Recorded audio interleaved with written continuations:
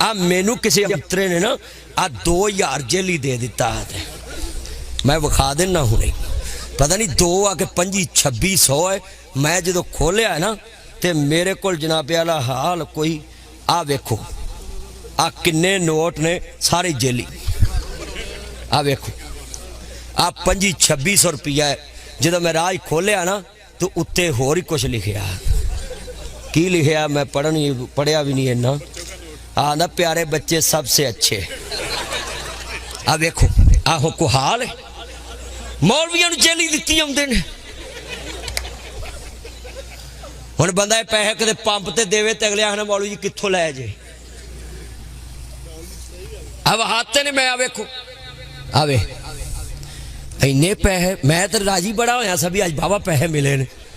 अल्लाह मैं रखे भी जेब च, एक मेरी जेब च जेली चेक भी है, जलसा करा के उन्हें चेक की जेली दे दिता। जे इंज करोगे तो फिर मैं बस कर देवांगा, ताया बस करा लो जी, ताए ने कहता नहीं तो मैं गुस्सा कर लिया सी। तो जो मेरे वाल साडा वजीर आजम नहीं मूँह ते हथ फेरदा, महल्ले के बाल मूँह ते हथ फेरदे जो कुट पैंदी सी ना तो आंदे सी अच्छा खलो मैं अपने अब्बे नूं लियाउणा ताए नूं लियाउणा मैं।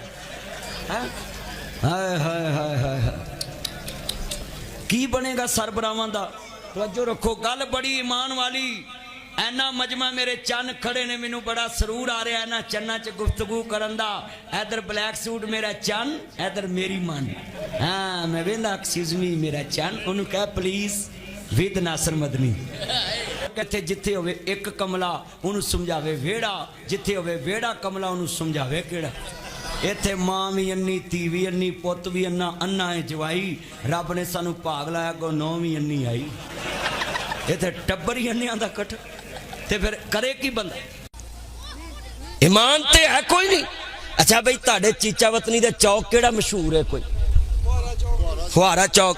मैं ताड़ी मंडी चो ना एक मरूदां दी टोकरी लेना। की लेना? एक मरूदां दी टोकरी, ते टोकरी पैसे भी मैं दूँ तो जिथे मंडी च पई हुई चुकांगा भी आप, क्योंकि विच रला भी देंदे ना, मैं अपनी मर्जी ना चुकूँ। फुहारे चौक च 1 लाख रुपया इनाम देवांगा।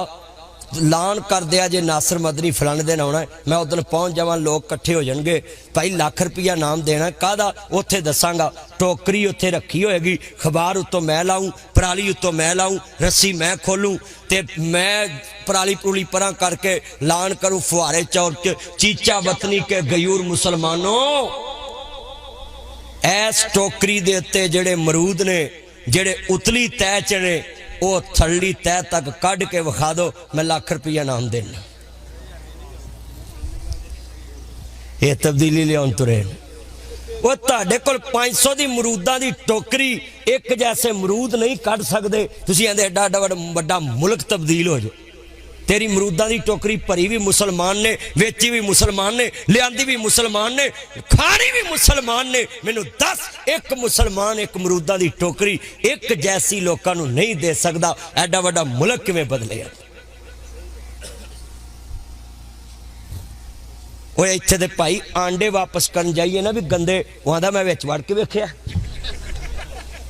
भी तेनू चाहिदा भी तू आंडे लिया ही होने कोई जेड़े 2-3 दिनों च विक जान। यह कुछ आ जेली नोट वाला बैंक वाला मैनेजर कवे ना मैं लकीर मारन लगा